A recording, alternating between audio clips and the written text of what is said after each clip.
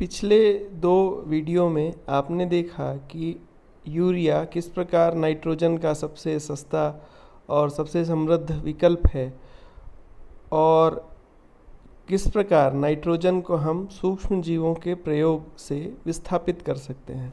यानी यूरिया की जगह हम अगर सूक्ष्म जीवों का प्रयोग करें तो भी नाइट्रोजन की पूर्ति की जा सकती है। पर सवाल यह उठता है कि कितनी नाइट्रोजन सूक्ष्म जीवों से मिल सकती है, यानी सूक्ष्म जीवों के माध्यम से प्रति एकड़ कितनी नाइट्रोजन उपलब्ध हो सकती है। तो आइए एक एक करके अपन तीनों प्रमुख नाइट्रोजन स्थिरीकारक बैक्टीरिया जिनका जिक्र हमने पिछले वीडियो में किया है उनकी क्षमता के बारे में जानते हैं।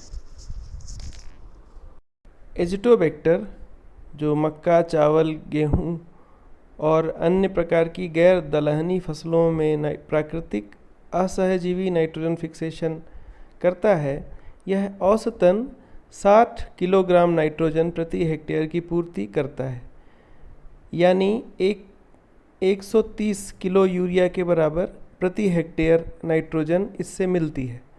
अगर इसकी क्षमता हम बढ़ाना चाहें तो खेत में कंपोस्टिंग की मात्रा बढ़ा के और अच्छे प्रकार के बैक्टीरियल स्ट्रेन का प्रयोग करके इसकी क्षमता हम बढ़ा सकते हैं। दूसरा, राइजोबियम जो है ये 227 से 300 किलो नाइट्रोजन प्रति हेक्टेयर फिक्स करता है हवा में से, और प्रति हेक्टेयर यह 293 से 652 किलो यूरिया के बराबर है। यहाँ ध्यान देने की बात यह है कि अगर दलहनी फसल में हम नाइट्रोजन फर्टिलाइज़र का यूज़ करते हैं, ख़ास तौर पे यूरिया का, अगर तो राइजोबियम की क्षमता काफ़ी प्रभावित होती है।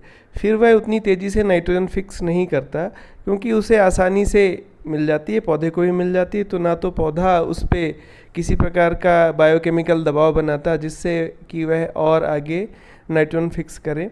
तो इसलिए दलहन फसलों में यूरिया आदि के इस्तेमाल से बचना चाहिए क्योंकि राइजोबियम ही इतनी मात्रा में नाइट्रोजन फिक्स कर देता है जितनी तो हम डाल भी नहीं सकते। तीसरा, जो ग्लूकेनोबैक्टर का नाम हमने लिया था पिछले वीडियो में, जो गन्ने का सहजीवी बैक्टीरिया है नाइट्रोजन फिक्स करने वाला, यह 80 से 120 किलो नाइट्रोजन प्रति हेक्टेयर फिक्स करता है। यह 173 से 260 किलो यूरिया के बराबर है। तो आप देख सकते हैं कि 3 प्रमुख बैक्टीरिया जो कृषि में इस्तेमाल होते हैं और लगभग हर कोई इनके विषय में थोड़ा बहुत जानता है, तो इनकी क्षमता की हमने बात करी है। अभी थोड़ा सा और गहराई पे अगर चलें तो एक रिसेंट स्टडी यह कहती है कि रासायनिक रूप से दी गई नाइट्रोजन की तुलना में बायोलॉजिकल नाइट्रोजन की आधी मात्रा ही पर्याप्त होती है। यह बात काफ़ी ध्यान देने की है क्योंकि जब हम केमिकल खाद डालते हैं, केमिकल नाइट्रोजन सोर्स डालते हैं, तो इसका 30 से 60% ही पौधा इस्तेमाल कर सकता है। मौसम और बहुत सारी चीज़ों पे डिपेंड करता है, और बाकी सारा पानी में और दूसरे कारणों से वेस्ट हो जाता है। जैविक रूप से बन रही नाइट्रोजन पौधों की जड़ों के अंदर या उसके आसपास निर्मित होती है और धीरे धीरे बनती है, तो पौधा उसको धीरे धीरे लेता रहता है, तो वेस्टेज नहीं होता। अगर हम यह देखें कि दुनिया भर में जैविक रूप से फिक्स होने वाली नाइट्रोजन की मात्रा कितनी है, तो यह एक अनुमान है कि दुनिया भर में लगभग 25 करोड़ टन नाइट्रोजन सूक्ष्म जीवों द्वारा फिक्स की जाती है।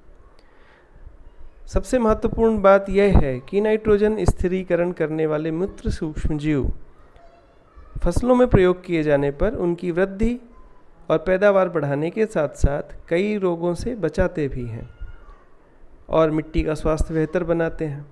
जब हम केमिकल फर्टिलाइज़र और केमिकल इनपुट्स जैसे पेस्टिसाइड वगैरह की मात्रा कम कर लेते हैं, तो यह कदम प्रकृति के अनुकूल होता है और पर्यावरण सुधारने का उत्तम तरीका है।